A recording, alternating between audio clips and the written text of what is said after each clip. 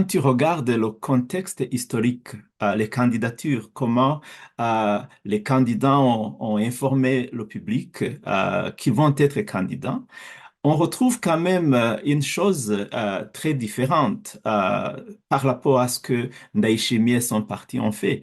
Parce que cette candidature, cette annonce de la candidature intervient exceptionnellement tôt par rapport aux pratiques électorales précédentes. Ce qui soulève quand même des interrogations sur la volonté de verrouillage précoce du débat politique.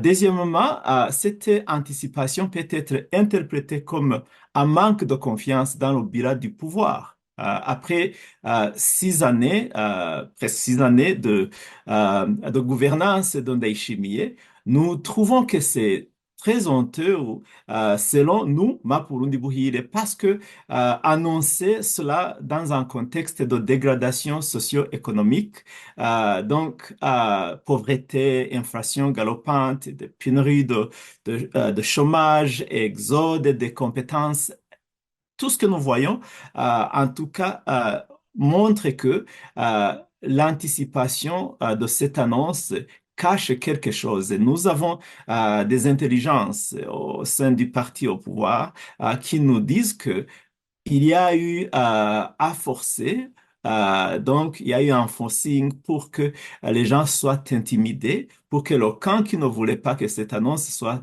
si tôt se taise.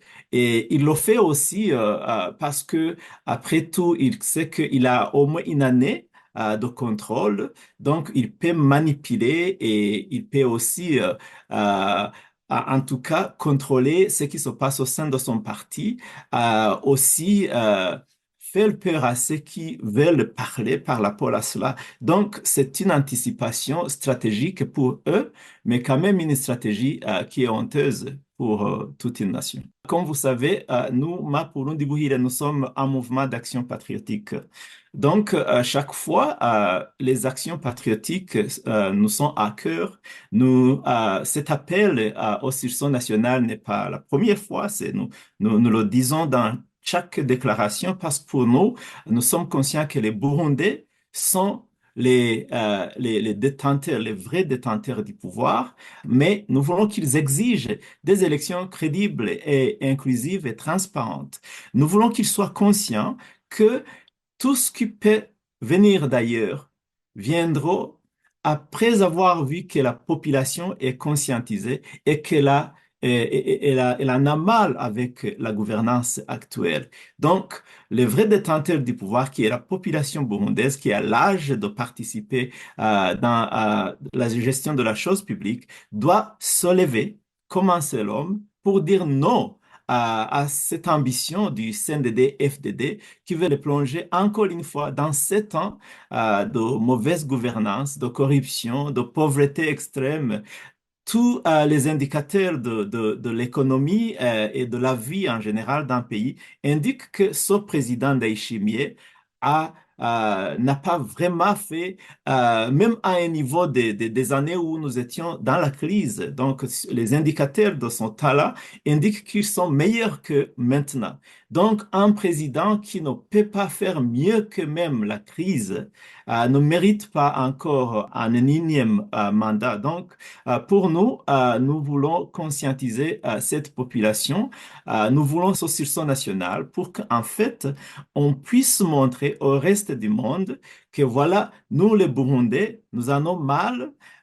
Et il faut faire de tout ce qu'il faut, pression diplomatique et tout autre moyen nécessaire, légal, pour que nous puissions, en tout cas, changer et avoir une politique de refondation nationale au Burundi, là où des gens les plus meilleurs qui peuvent gouverner, gouvernent et en tout cas amènent le pays vers le développement durable. Sinon, la candidature de ce président nous renfonce dans l'abîme où retourner vers le chemin du développement sera très, très difficile. Donc, le sursaut patriotique signifie sauver la nation pour les institutions et la citoyenneté, pas par confrontation s'il le faut, mais quand même, nous savons que Mandela a un jour dit que si tout moyen ont été épuisés, donc même la confrontation doit être aussi mise sur table.